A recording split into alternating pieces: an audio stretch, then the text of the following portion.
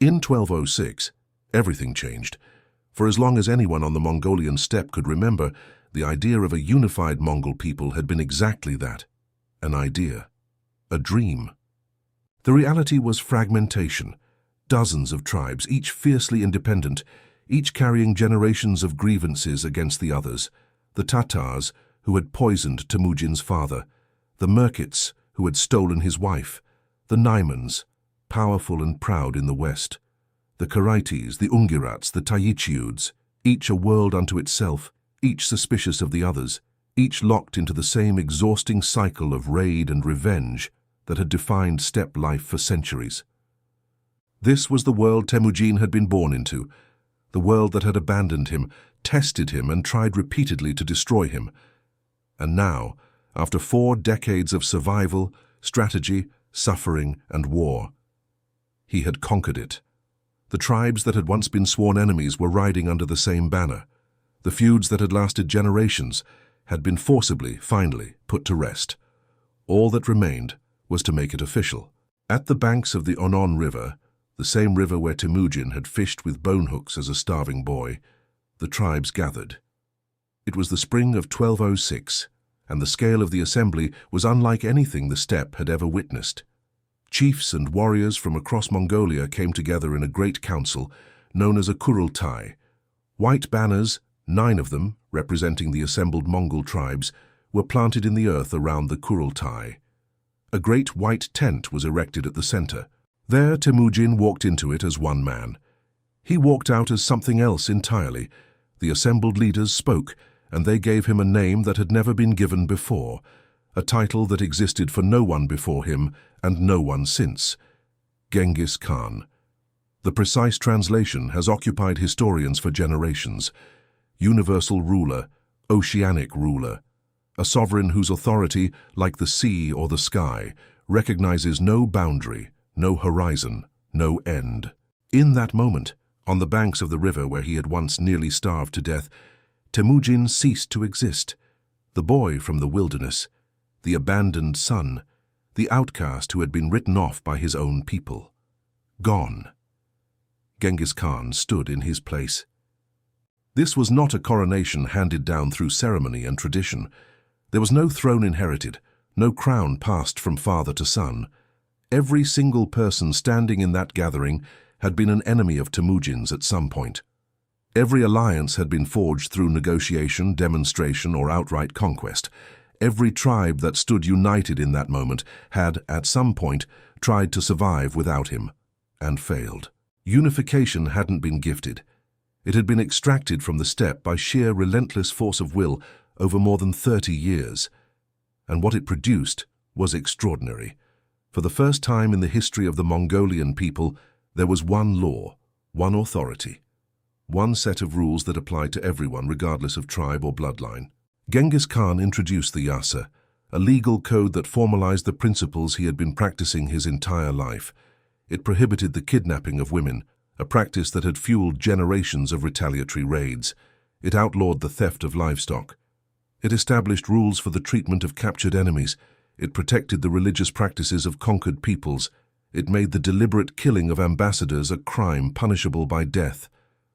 These weren't just rules. They were a civilization being built in real time, on a foundation of grass and wind and the memories of everything the steppe had done to one particular boy. The endless infighting was over. The fractured, bleeding, self-destructive cycle of Mongol tribal warfare had been broken, perhaps permanently. One people, one law, one Khan. But who exactly was Genghis Khan, the man beneath the title? He was, by multiple accounts, physically imposing. Tall for his time, with what contemporaries described as cat-like eyes that seemed to look through people rather than at them. He had a stillness about him that people found unnerving, a capacity to sit with silence, to observe, to wait, that was unusual in a world that rewarded aggression and noise. He was also, remarkably, a man who knew his own limitations. Genghis Khan never learned to read or write. In a world where literacy was a mark of civilization, the man who would reshape that world operated entirely through memory, conversation, and an almost supernatural ability to assess people. He surrounded himself with those who had skills he lacked, administrators, engineers, translators, and he listened to them. A leader secure enough in himself to be advised by those who knew more than he did in specific domains. He had a genuine curiosity about the world. Accounts describe him engaging seriously with scholars, philosophers, and religious figures from traditions completely foreign to his own: Buddhists, Muslims, Christians, Taoists. He didn't adopt their beliefs, but he asked real questions and expected real answers. He was also capable of a loyalty and warmth toward those he trusted that stands in sharp contrast to the terror he inspired in his enemies. The men who rose closest to him, Subutai, Jebe, Mukali, were devoted to him not merely out of fear, but out of something that reads across the centuries like genuine love. He was, in other words, a human being of staggering complexity, which makes what he built all the more remarkable and what he destroyed all the more haunting.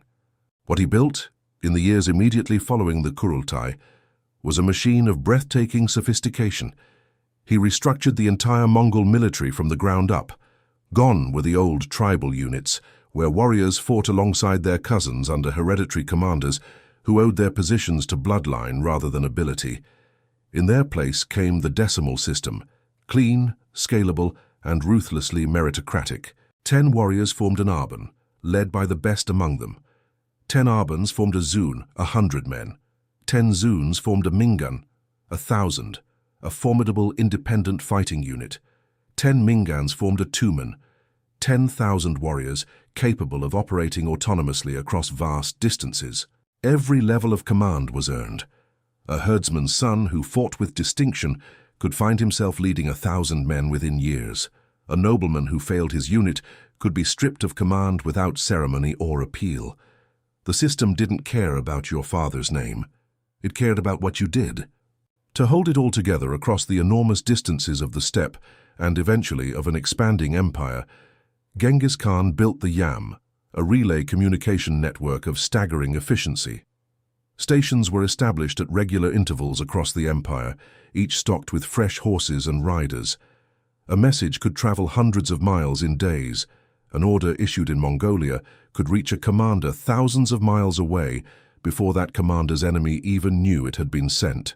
In an era when most armies moved at the speed of marching feet and communicated through runners, this was the equivalent of a telegraph network. Information was power, and Genghis Khan made sure that information moved faster for him than for anyone he would ever face. He also established a unit of supreme personal protection, the Keshig. 10,000 elite warriors sworn directly to the Khan himself, responsible not just for his physical safety, but for the administration of the empire. To serve in the Keshig was the highest honor available to a Mongol warrior, and Genghis Khan selected its members personally, again based on merit and loyalty, not birth. Brilliant, calculated, and entirely characteristic of the man who designed it. The man who was abandoned as a boy, who survived on roots and field mice, had unified a fractious, war-prone group of tribes. He did it without inherited wealth, a powerful family, or institutional support. He did it through force of personality and clarity of vision. The secret history of the Mongols, written shortly after his death by those who knew him, describes the mood at the Kurultai as almost reverent. It must have felt to those present like the world had shifted, because it had. But here is the thing about building a machine. Eventually it needs somewhere to go. The steppe had been conquered. The internal wars had ended. The energy of an entire people, fierce, trained, mobile, and loyal, had been harnessed and unified under a single will. And that will was already turning its eyes beyond the horizon. To the south, the kingdoms of China beckoned, wealthy beyond imagination, protected by walls that had never been breached. To the west, empires of staggering sophistication stretched across Persia, Central Asia, and beyond. They had heard rumors of the Mongols, dismissed them as barbarians, primitives. They had no idea that the Mongols were the most superior military force the medieval world had ever produced. Genghis Khan was riding to war, and the world would never be the same.